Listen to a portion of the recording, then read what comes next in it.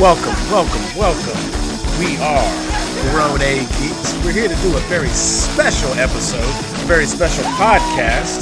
This is for a final project for my lovely daughter right here, Samira XO in the house, joining us on this special episode.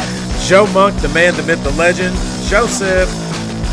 Let's get right to it, folks. We're here to talk about Scott Pilgrim. We are Grown A Geeks, and we're here to talk about Scott Pilgrim and make you laugh and stuff. Let's get to it. Take it away, Samira. It's all you.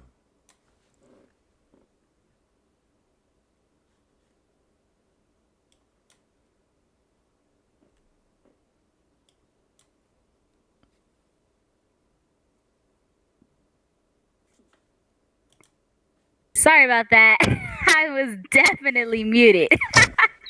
It's all good. It happens. Well, It happens. it does. Well, hey guys. First, I just want to say thank you to my dad and my brother for joining me today to do this podcast. I would have loved to have the entire family, but things happen. So it's cool. We're gonna work with what we got. They pretty cool, all that. But yes, this is my final project.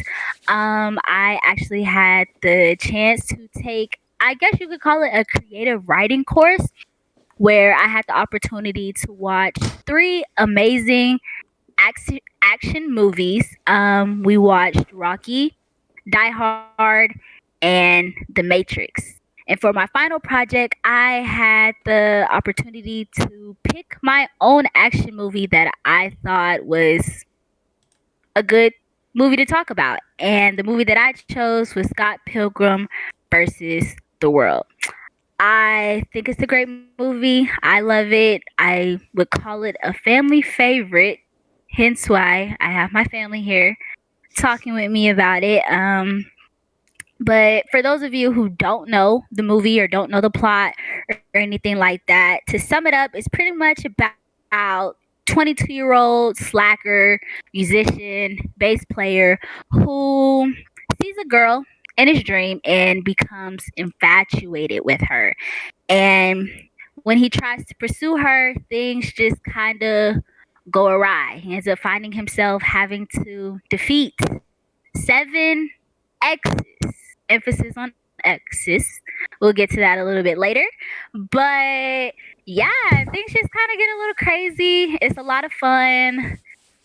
I think the movie is a lot of fun, very enjoyable. Yeah, it's actually based off of a comic that was written by Brian Lee O'Malley. It is in a 6-collection series story, I guess you could say. Pilgrim versus the World being number 2 in the collection. For number 1, you have Scott Pilgrim and the Infinite Sadness. I read that all out of order. Sorry about that. Scott Pilgrim's Precious Life. Scott Pilgrim versus the World. Scott Pilgrim and the Infinite Sadness. Scott Pilgrim Gets It Together. Scott Pilgrim versus the Universe. And Scott Pilgrim's Finest Hour. So, yeah, once again, like I said, it's probably one of my favorite movies. It is definitely an action movie. It is a romance. I'm usually into, drama, romance, chick flicks. So that's a lot of reason why I picked this one.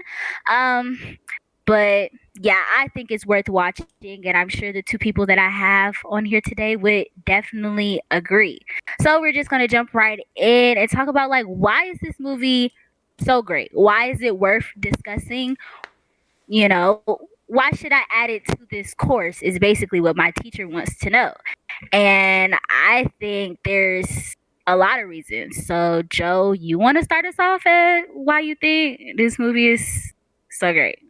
I would be more than happy to begin on talking about Scott Pilgrim versus the World. Ladies and gentlemen, if you have not seen this movie, please do yourself the service of watching it. Pause this, come back to it. You can finish this video later.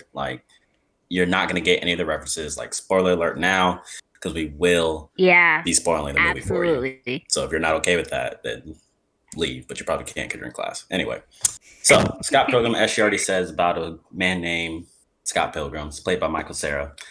First and foremost, the cast, fantastic. They could not have done a better job with who they cast. I don't know who the casting director was, but shout out to them. They need to be shamelessly plugged in here somehow, some way. But regardless, some of my favorite things about the movie, as we already mentioned, it covers multiple genres. I think overall it's mostly an action film, but it does have some romance plots. It's got fight scenes. It's got just a little bit of everything. Like it's really diverse. Uh, a lot of the characters. Well, let me start over. The main characters that we're going to talk about today include Scott. We've got his roommate Wallace. The members of his band, their lead singer, lead guitarist is going to be Stephen Stills. You've got Kim, their drummer, and you got Young Neil, who's Young Neil. But so things I love most about this movie. The action scenes are what's a good word?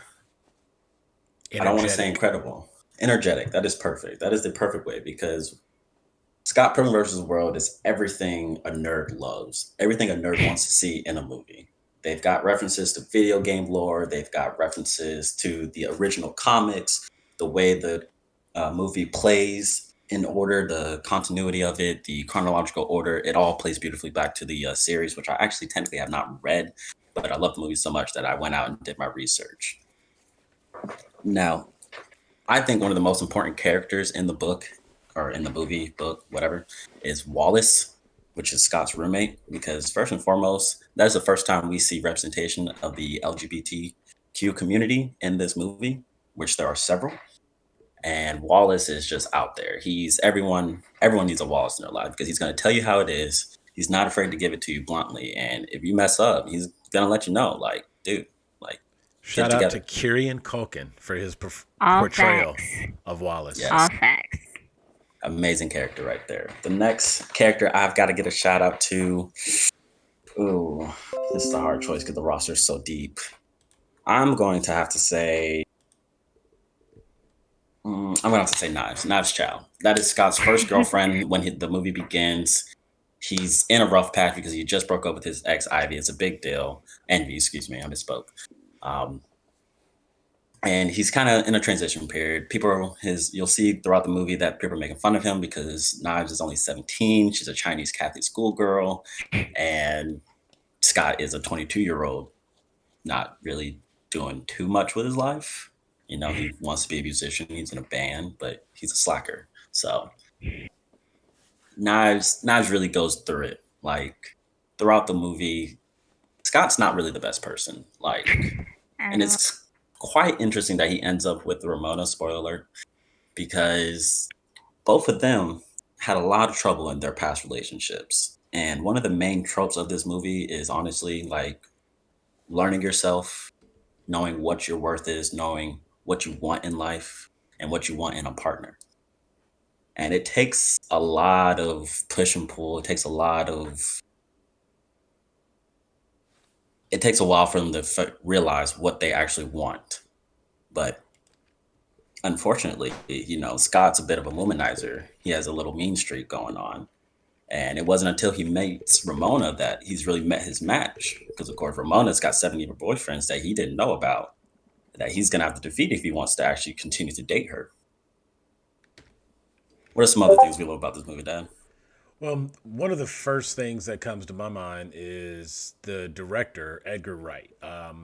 Big fan of Edgar Wright. We got familiar with Edgar Wright from some of his previous movies. He was the producer. He was also the director of this movie. So that in and of itself kind of indicates that you're going to have a good story, a good cohesive feeling because you've got one person in charge of so much.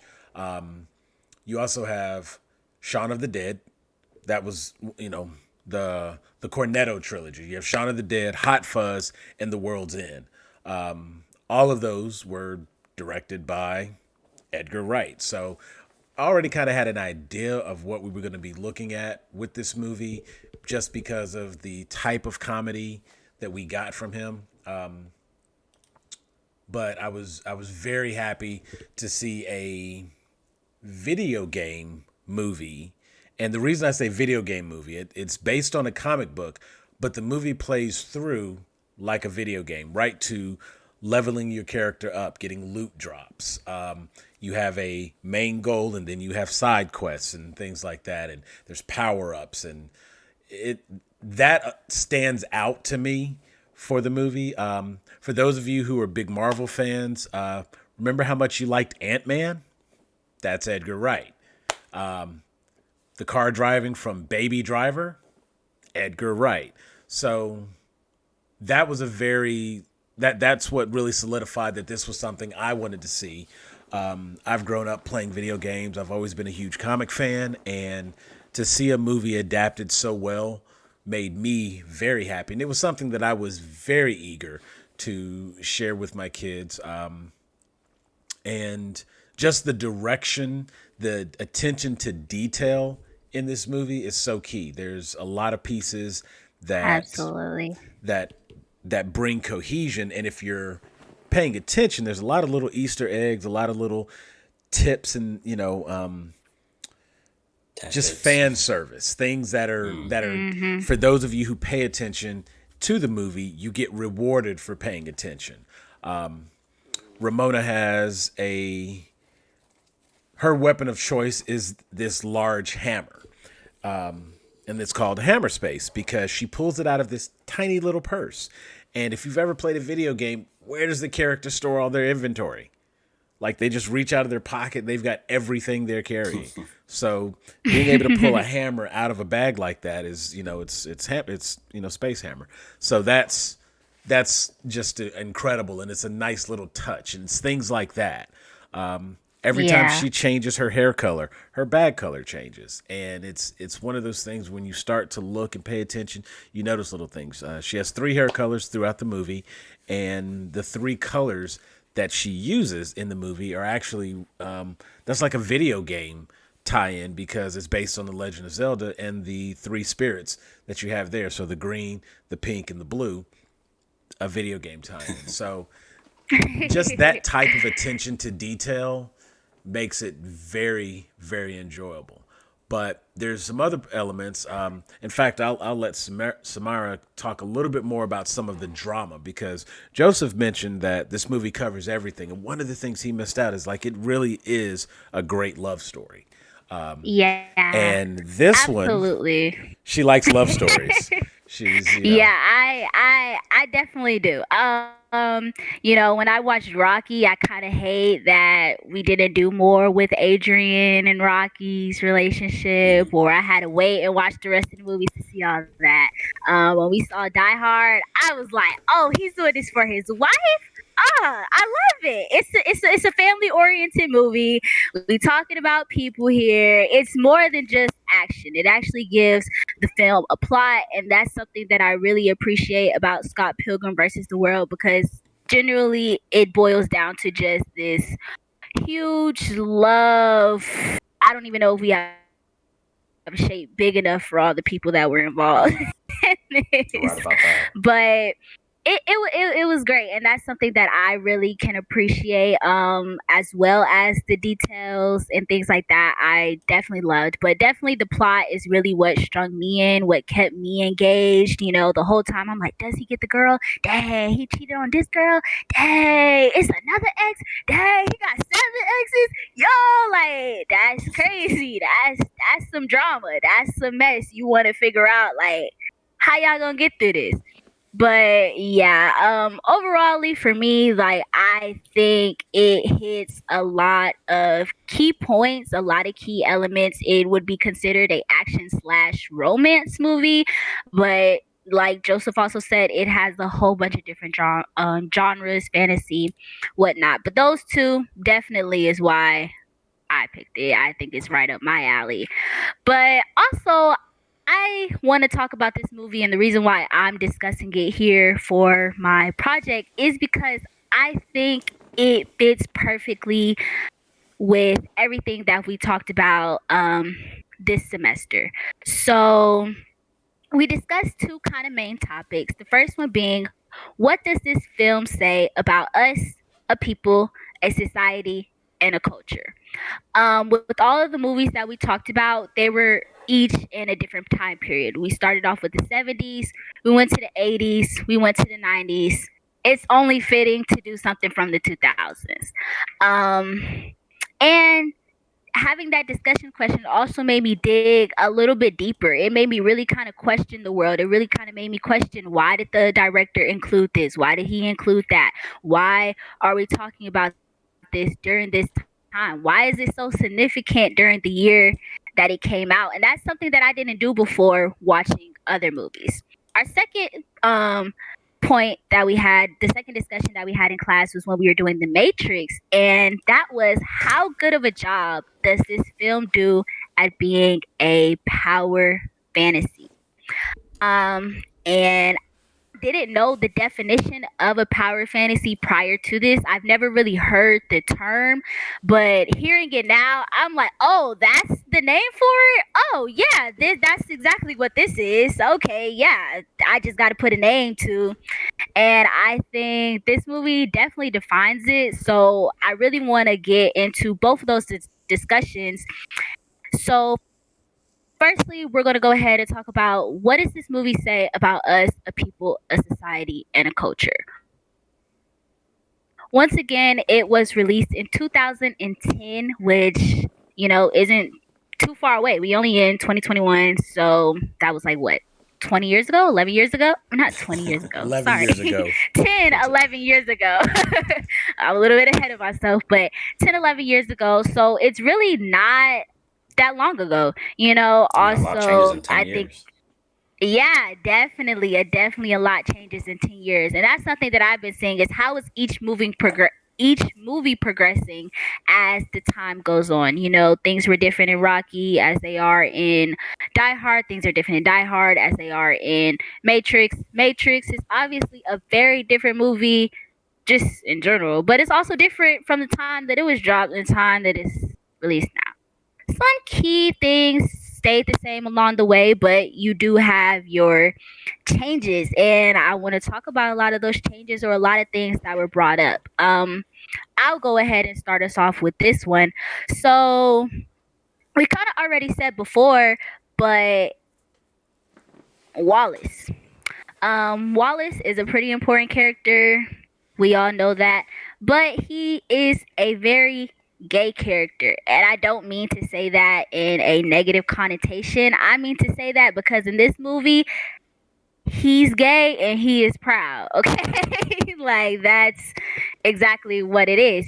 There's a lot of representation. Even stuff like including other males in the air mattress. As you can see, anytime Wallace wants to sleep with a dude, him and Scott share a bed, and any dude he sleeps with is in that same air mattress with them.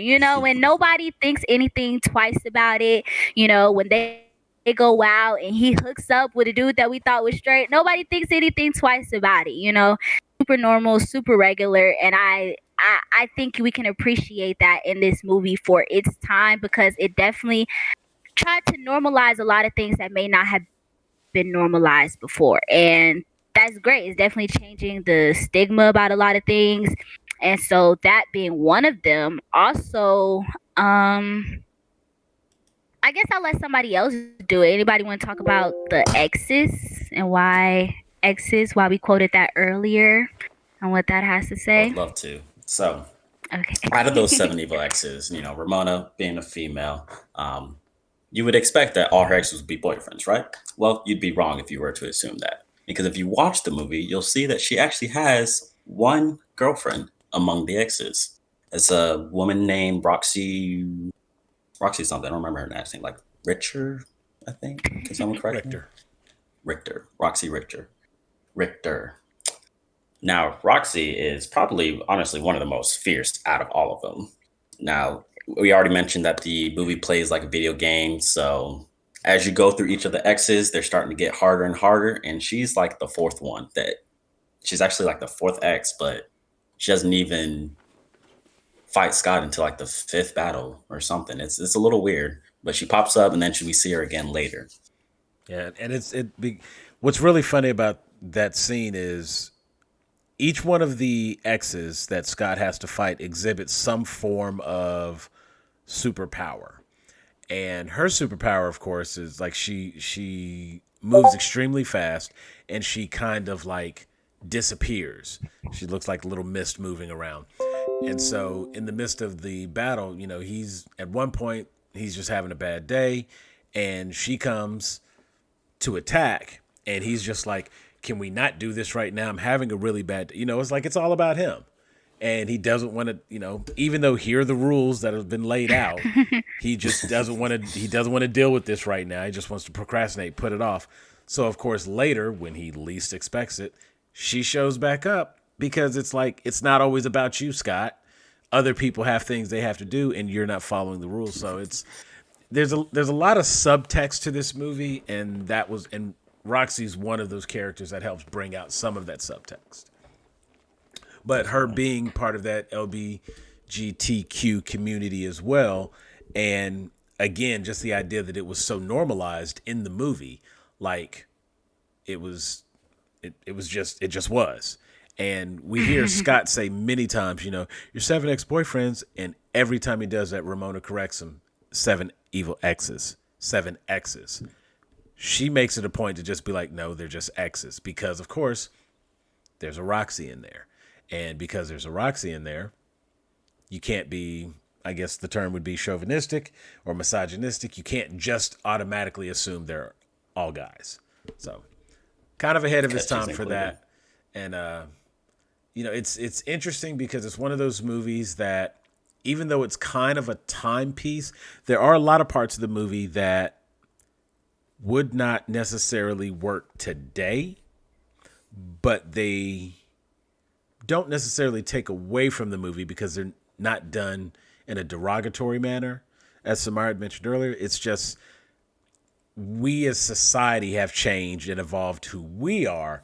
So we would probably not be as open to some of the humor, some of the jokes. But all in all, I think the movie still stands up and holds very well. Definitely so. The characters of Ramona, Roxy, and Wallace, and to some degree, Scott and Envy, and I mean, as much as I hate to say, like Lucas, like there's a lot of characters who really kind of indicate and teach us that you have to just be yourself and live in your truth. And being able to be who you are and accept who you are and be comfortable with who you are, that's actually really, really good. One of the characters, Knives Chow, she's a character that really kind of carries the story for the viewer because we get to see how everything, really a lot of the story hinges on Knives. Yeah. And so she's a very important character, but when she's first introduced, one of the things that Scott does is, he's talking to Wallace and he's talking about this 17-year-old girl that he met. Her name is Knives Chow and she's Chinese. And it's like the way he says it, he's so proud of the fact that she's Chinese. And it's like, again, maybe we don't want to fetishize a Chinese Catholic schoolgirl with the dress and all, as his sister talks about. It's not uniform and everything. Like not the kind of thing we would want to do today. But at the same time, it is done in a, I don't want to say harmless manner, but it's very on the nose that they're doing that. Because it shows that Scott is not ready to make that transition into adulthood, that he's still very selfish, still very about me, because Knives is just infatuated with Scott. And, she's like the biggest fan of the band, and they're not a great band, but they're an okay band. And she's like, she's the groupie of the band because he's in the band.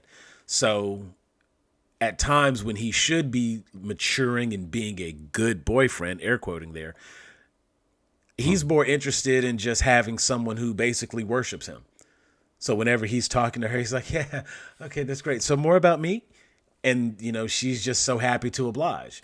And as we go through the movie, you start to see more and more about how, Scott could be a better person.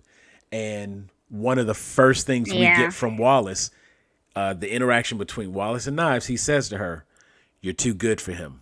Run now." It's like the first scene, one of the first scenes in the movies, So it's and it it's holds true. Yeah, definitely. a little bit of epic foreshadowing there. Yeah, it is. I mean, Scott is a pretty bad person. I mean, just listening in on who was it? Julie? Was that her name? Oh, yeah, the Um barista. yeah, might have been. Yeah. So Julie, she runs down a list of all his exes and all the terrible things he's done. She's like, yeah, that's why you don't need to date Ramona. And yeah, I definitely during this time I do think this movie shows a lot of just living in your truth, being exactly who you are and having no shame in it, loving who you are, whether you're this or that, loving everybody around you, having friends, and just doing you, man, and having no shame about it. Definitely. We can kind of move on to the next discussion where we talked about our fantasies. So, like I brought up before, our question was, how good of a job does this film do at being a power fantasy? So now, I'll go ahead and define what I believe a power fantasy is. I think a power fantasy is a film that kind of can be a representation. It's a film that you can kind of live through. That's what I think a power fantasy is. I think a power fantasy is somewhat of a, we actually have a definition here. Give me 1 second. A power fantasy is a somewhat derogatory term for stories where the hero is a stand-in for the readers. It displays improbable amount of dominance. It is seen as a wish fulfillment and a form of escapism.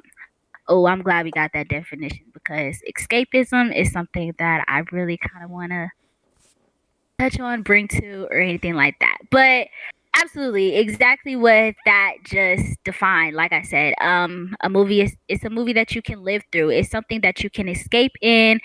That you kind of envision yourself as the main character, and I think this movie being based off a comic, it having a lot of video game elements is perfect for that because I feel like everybody at least once in our lives has felt like we were in a video game or felt like we were in a movie, or felt like we You had were to the go through center. obstacles. We had to, exactly. We had very much main character energy, okay?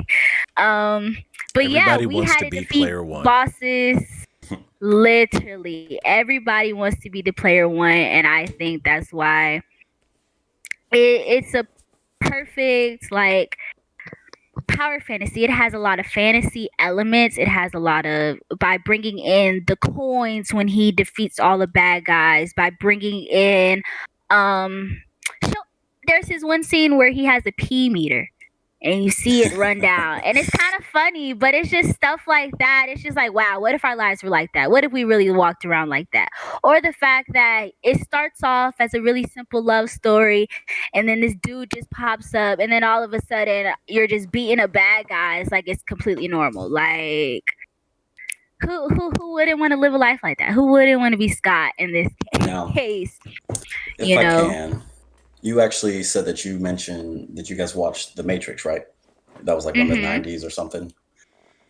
One thing I actually think that's interesting that ties into the whole power fantasy, in The Matrix, they're they're uploaded into the Matrix, and there Neo has, he could be anything. He could be whatever he wants to be, and we He's see the some of one. those elements. He's the chosen one. Now we see some of those elements in Scott Pilgrim. Very often they will transition to like seeing in his, you could say his mind's eye or his dream world. Like I think they Mhm. call it the subspace or something.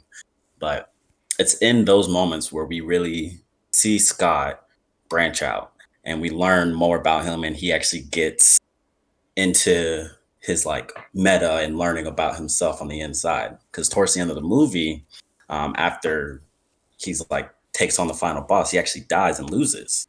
And if it wasn't for that like mental area that he's in where he first sees Ramona, and it's the whole reason we have a plot, he would have never actually had any kind of character development to learn that like I'm not doing this for Ramona. I should be doing this for myself.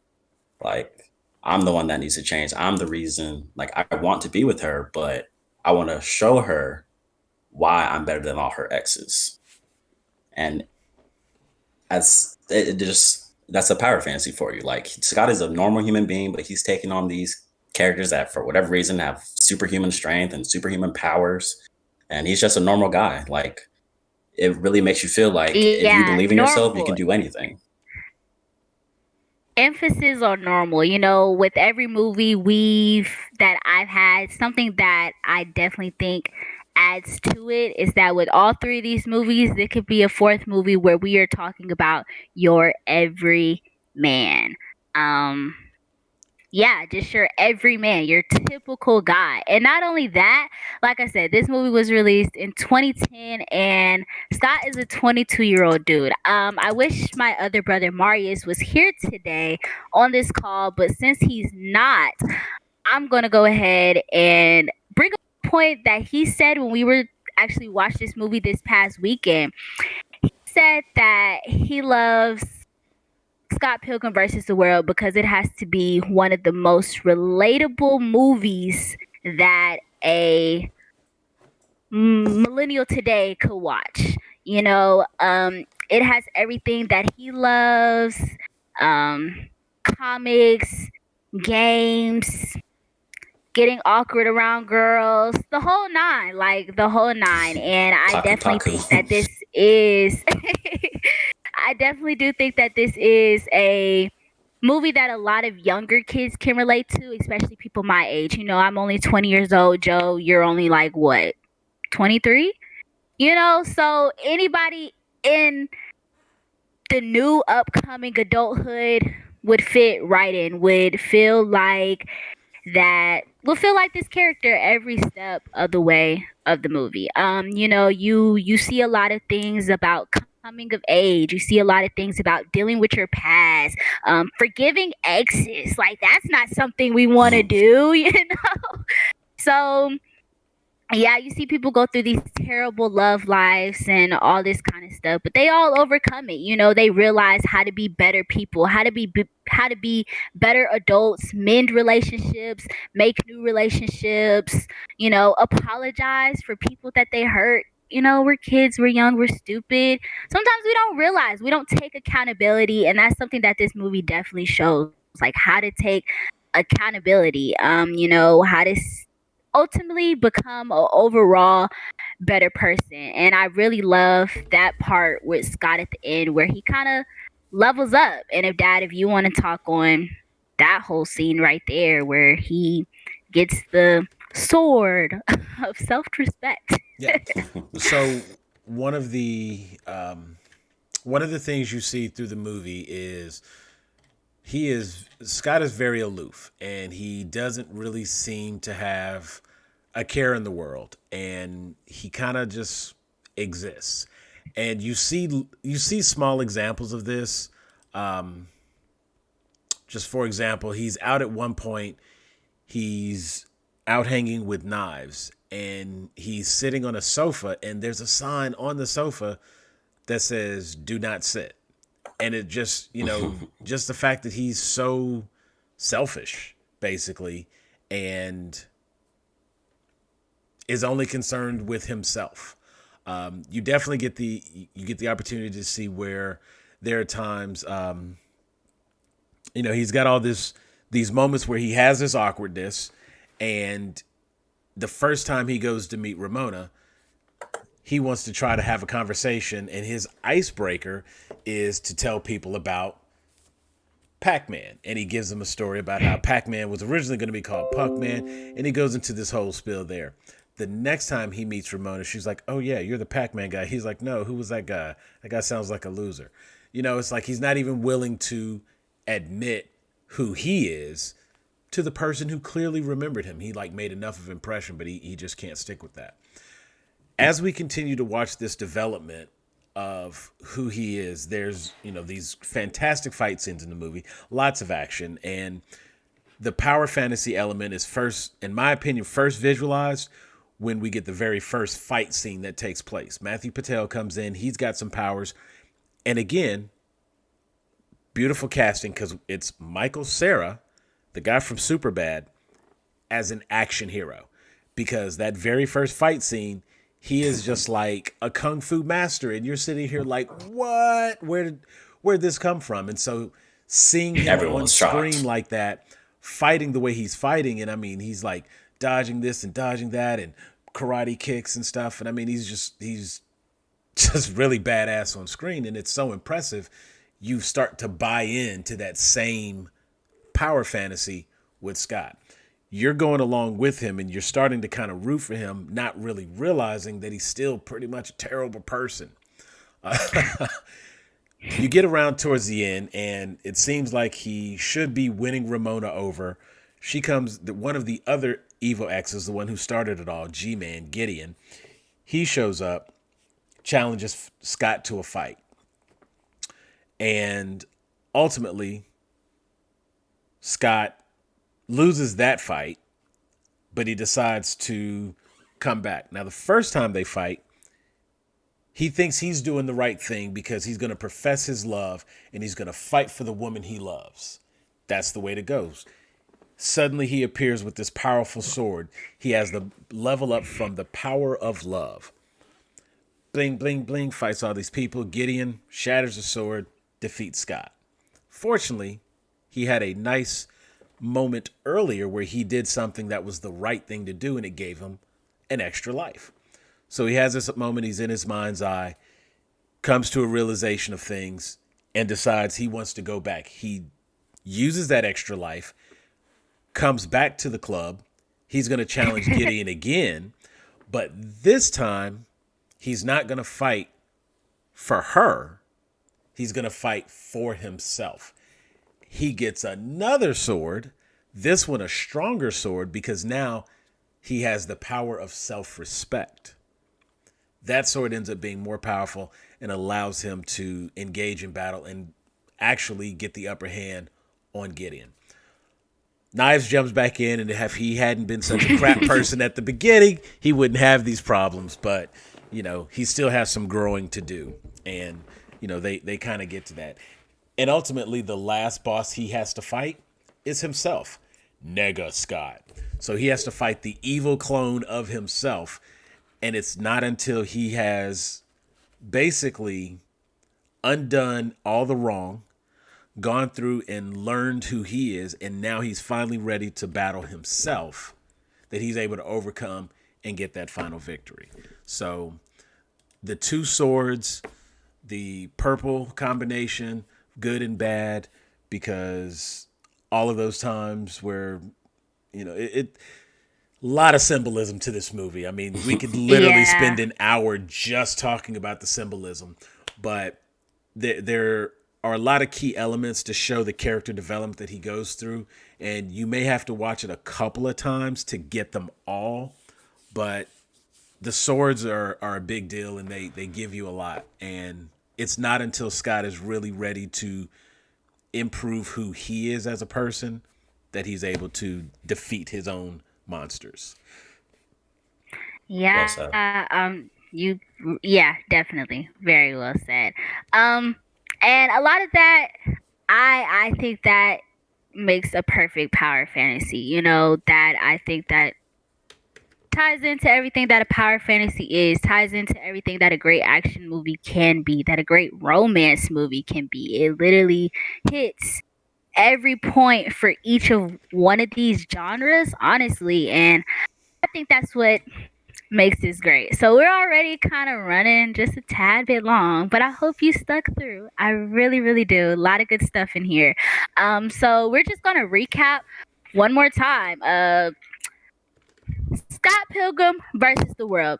Definitely should watch it. Netflix. Everybody on this screen right now, would probably argue you down that it's one of the best. It's great. You can't hate it. It's super fun, super enjoyable, lots It of got an laughs, 84 on very Rotten Tomatoes. entertaining. Oh, yes, let's talk about it. 84 on Rotten Tomato for the audience meter and a 82 for the tomato meter. If you don't believe what we saying, Rotten Tomatoes told you That's a B. it's up there. All That's right, passing. it's up there. That's definitely passing. That's a B to me, and I think that's all you need to know. That's all you need to hear. So, yeah, definitely great action movie.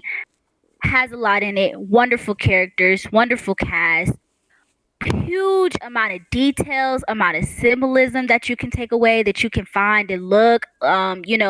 In my class, we had to do a lot of analyzing scenes and going back over why did the director include this? Why did he include that? And now watching this movie once again for the I don't know how many times it was. Too many.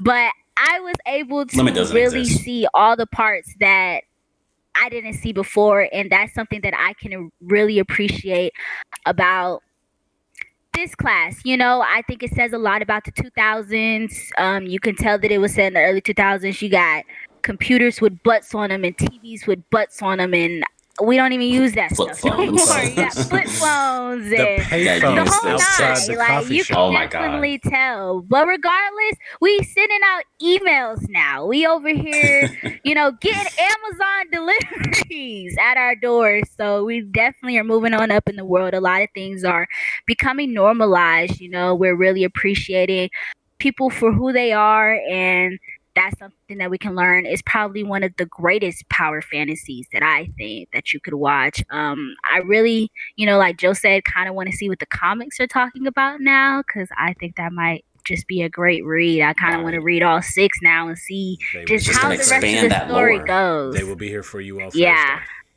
Thursday. So, but yeah, I just want to say thanks again to my teacher, Professor Payne, because if it weren't for you, I probably still would have never watched Rocky, The Matrix, or Die Hard. And I'm kind of embarrassed because my father is sitting right here, and 2 of those movies were written on like his top 5 action, top 5 sci-fi, and I'm like, dang, am I your child? She's cultured now. Yeah. Just Thank you, a bit Professor more. Payne. You've educated her on Yeah. how to watch a movie, and she's learned how to appreciate more and to look a little deeper than just the surface of what's being shown. And her analyzation, Yeah, like I really want you to know, she absolutely. took time to break this down, and we have very detailed notes and talking points for this podcast, and she did a fantastic job. And I'm it did not trying, require. We're really just going off script here, just so you know. Like she has this all written out for us. We could have talked about it free Yeah. will, but she wanted it organized, and she did a great job, and has a lot of key points. So I will say, make sure that you check out Scott Pilgrim versus the World. It is a family favorite. Samira, anything else you want to say, darling? Just once again, thank y'all for being on here, talking with me. Absolutely. I know it's a little bit longer, but I promise you, like I said, it's worth listening to it all. I hope this was fun. I hope it was entertaining to you. I know this is cool to me. Normally I'm not really into this kind of stuff, but now look at me. They got me all geared out, decked out. I even put on a set of headphones because I want to be just like them. Had to hop on that bandwagon. But, yeah, I mean that's really all I got. Once again, thank you for your class. I truly appreciate it, and yeah, that's all.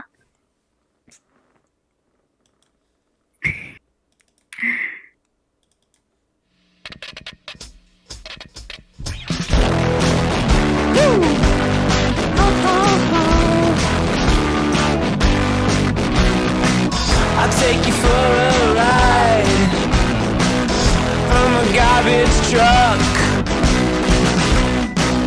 Oh no. I take you to the dump. you're my queen.